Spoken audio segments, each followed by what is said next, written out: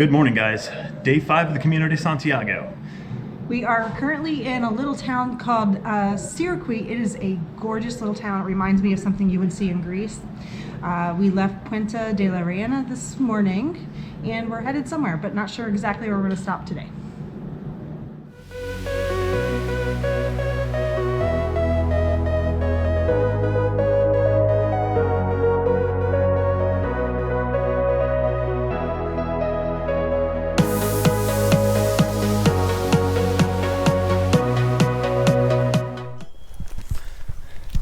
All right, guys, so we've been walking a few, met some amazing people along the trail. This is Alyssa. Hello.